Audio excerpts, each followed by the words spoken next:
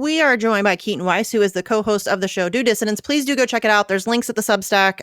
Great show. They're amazing. I love them. Go and support independent media in general. But yeah. Okay, so let's talk a little bit about Cornel West. We mentioned him there briefly. You said that if you vote, you're likely going to vote for Cornel West. He's had his own a little series of dramas here. He started out initially with the People's Party. That lasted for about a week. He has now switched and is seeking the Green Party nomination.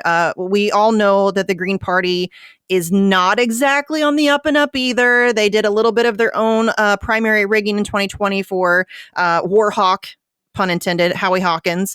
So what do you think? What have you heard anything about the Green Party's reaction? I have some inside sources in the Green Party, and so far it looks as if they're playing a fair game.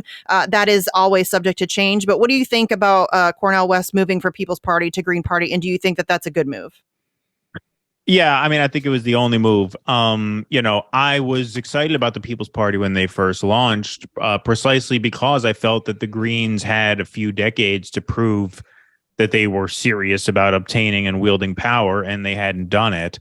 And at first, the People's Party seemed like they at least understood one thing that now it seems perhaps the Green Party has caught on to, which is if you're going to make an impact as a third-party candidate, you need a star. You need a big name that can make a big difference very quickly that will get you close to that 5% threshold to secure federal funding. And so at first I was pretty excited about MPP because they seemed to understand that, right? They threw that big online convention. It would have been an in-person convention were it not for the lockdowns and things like that, because that was summer of 2020. But they had all these big names and they seemed like they had something going. And so I thought that was great because I thought, we really need a new party, something that can brand itself on its own terms from day one, as opposed to going with one of these already existing third parties that have failed to catch on. However, as we saw pretty quickly, the People's Party was not ready for prime time, plagued by all kinds of scandals, personal scandals, fundraising questions, and things like that. And so the bottom line is they couldn't get candidates on the ballot for the midterms, which they had promised, and they couldn't get ballot access for 2024, except for in 3 states.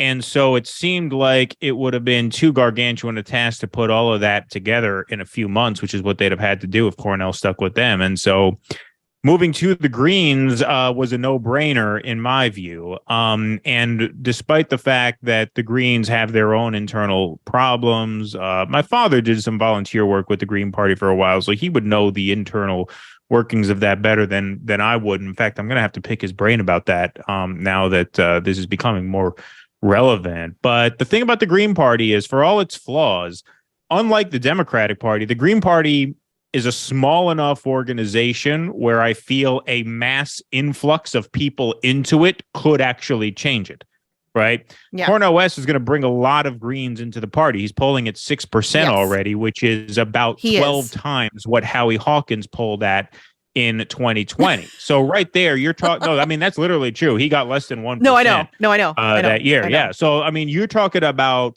a 1,200% increase in participation in an already small organization. That is a big enough wave, I think, to actually cause the kinds of internal reforms that would be necessary to make it a vehicle for progress and a vehicle for good. And, as our friend Pasta exposed when he interviewed Cornel, Cornel is a bit green himself, no pun intended. Green, he's he's a rookie.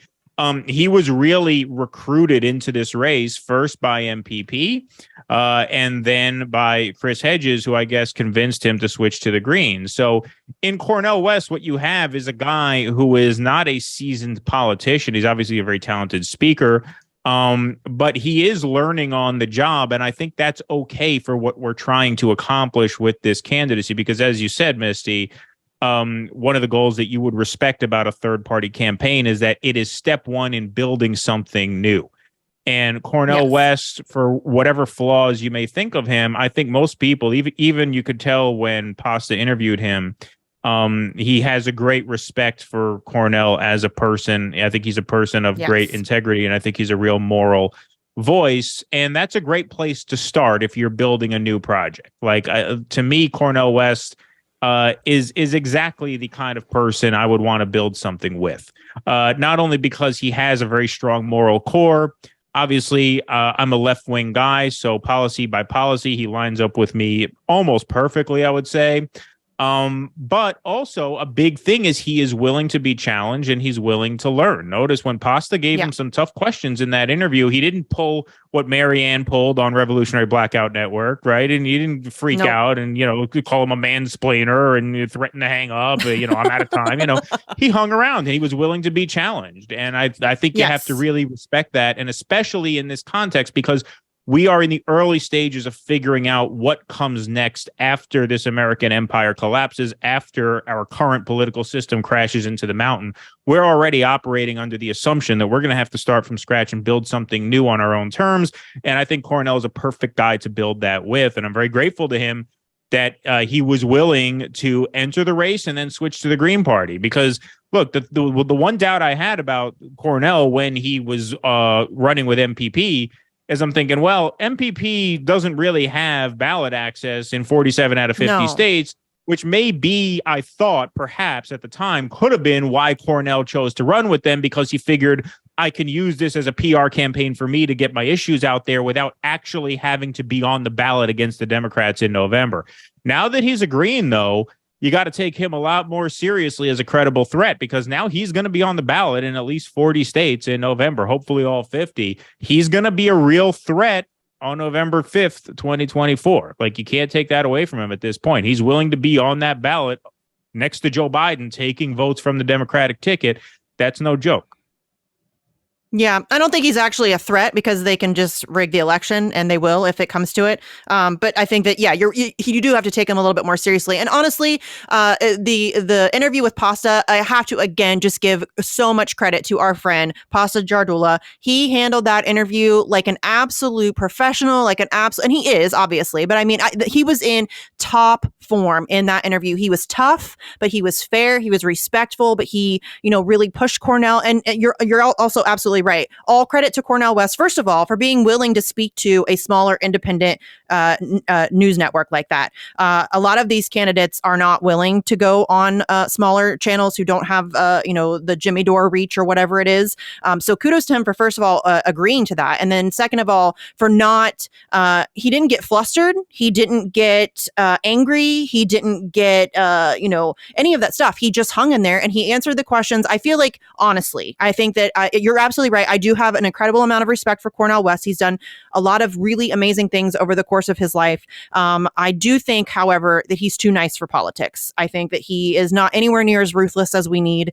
We need somebody who's not going to pull any punches. We need somebody who is going to not be afraid to really go after. And he calls Biden brother Biden. And that's just, you just can't. That's just not a thing you can do. And I also have a lot of issues with Cornel West, in particular with him trying to label Trump as this neo-fascist, but then pretending as if Biden is just a neoliberal. That's just not accurate. I mean, they're both horrific, and they are very, very similar sides of the same coin. And so the way that he kind of, wiggles around that issue and, and insulting MAGA, I think is a huge mistake. That's not any way. I mean, did they not learn anything from the deplorables comment? I think that Trump supporters, honestly, Keaton, and you know this as well as I do, Trump supporters agree with the left on a lot of stuff. They may not know it because it's not presented to them in the right way, that it's, if you slap communism on it, or if you call it, whatever, socialized medicine, obviously they're going to buckle a little bit at that. But I think most of them, generally speaking, agree. I think we all agree on a lot more than we're willing to recognize. And I think if you go after them with name calling and insults, they're going to turn off. Their brains are going to turn off. They're going to stop listening to you. And so he needs to really rethink that strategy, in my opinion, if he wants to reach out to those people. And he claims he wants to, but you're not going to do it by calling them fascists. That's not going to work. They're going to just shut down. I mean, that's just my opinion on it. Yeah, no, I mean, I think that makes sense. I am totally with you on that. When it comes to, brother Biden, he calls everybody brother and sister. That's just, that's his way. Yeah. And I understand what you're saying. It's not a good look. It's very reminiscent of Joe Biden's a good friend of mine. You know what I mean? And I think that that's a mistake. That is a mistake. That's just not good. Like I said, that's fair enough, but he does that with everybody. Like he would have he would have said, if he were alive in the 30s, he would have been, brother Adolf, right? Brother Mussolini, right? Like, God, I hope not. He might have. Who knows? But on the other point, look, on the excuse me, on the point of neo-fascism versus neoliberalism, I think you're right, and I'm glad that Pasta confronted him on that, because I'm hopeful that he will rethink that framing. And part of why I think it's important to rethink that framing is because, as he said, excuse me, on the Bill Maher show, he framed this as, neo-fascism versus milquetoast neoliberalism. He's called Joe Biden milquetoast over and over again, which is being far too kind. There's nothing milquetoast about agitating World War III by funding neo-Nazi armies in Ukraine. There's nothing milquetoast about censoring political opponents and then hiding behind your corporate allies to make it look like it's not state censorship, which, of course, in reality, it is. There's nothing milquetoast about approving the largest domestic drilling project in the history of federal lands. There's nothing milquetoast about causing just a complete breakdown of order on the southern border. And I don't mean open borders. I mean the exact opposite. This is one thing that I would like to sort of communicate to some of the right-wing listeners. Biden's policies are creating a logjam at the border that is not only overflowing our detention facilities, which are called detention facilities now that Trump's not president anymore. When he was president, they were cages. Now they're facilities, right? I just tweeted about this. Yes. Right, exactly.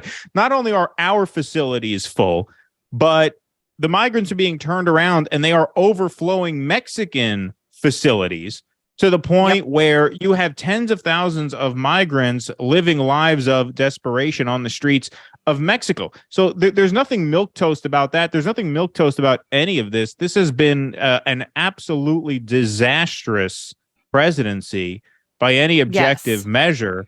And to act as if, well, he's just not going far enough for the left and we're going to call him milquetoast. No, that's not the right critique. The right critique is that Biden and the Democratic Party represents their own brand of fascism. I don't have a problem with him calling Trump a fascist if he calls Biden a fascist too. Because that really is the truth. The truth is that they are both fascist. The truth is that you have two varieties of fascism on order.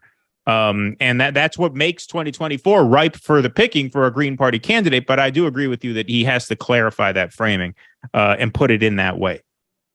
Yes, he has to clarify and he needs to make his case. You can't just say Trump's a fascist and not listen. I think MAGA, there's a lot of them that are very much like we discussed earlier. It's cult of personality. They're going to defend him no matter what. Anything he says, they're going to agree with. It doesn't matter. As he said, I could shoot somebody in the middle of Fifth Avenue and I wouldn't lose any votes. There are a lot of people who will follow him regardless. But I think that there are also a lot of Trump supporters who, if you just speak to them and you make your case and you show them the ways in which Trump is engaging in fascist-like behavior, I think a lot of them are open to hearing that. I think that at least in my opinion, and in terms of the cages thing, I'm so glad that you brought that up. And I wish we would have talked about this earlier because Ilhan Omar tweeted out today, quote, "Dehumanization is always the first before atrocities. It starts with caging children, separating families, and calling them aliens. Don't believe that they won't do this again if Trump is elected."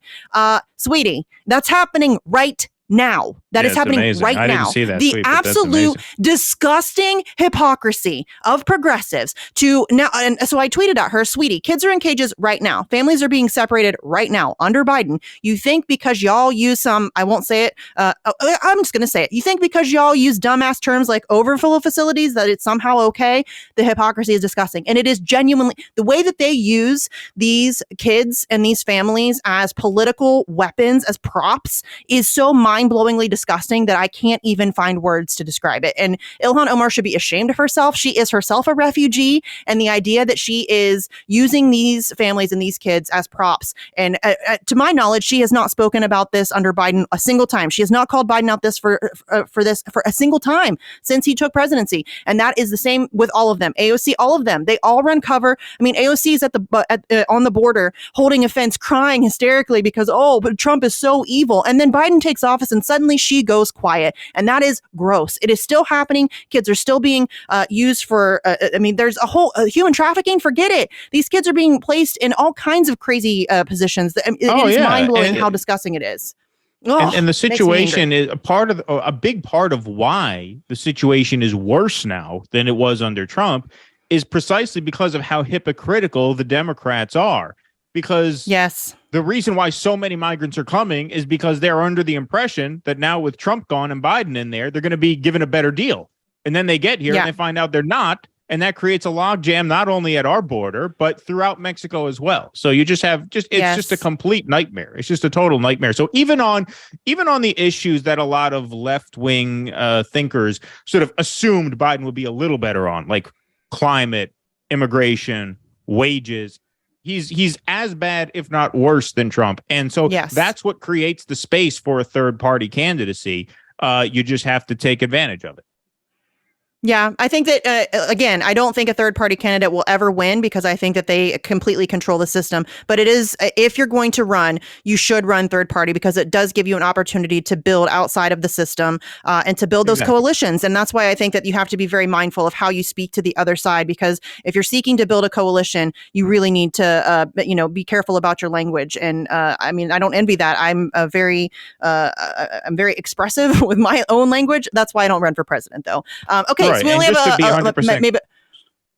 Go ahead. That's okay. Go ahead. No, I was just going to say. No, I was just going to say we're almost out of time. Yeah.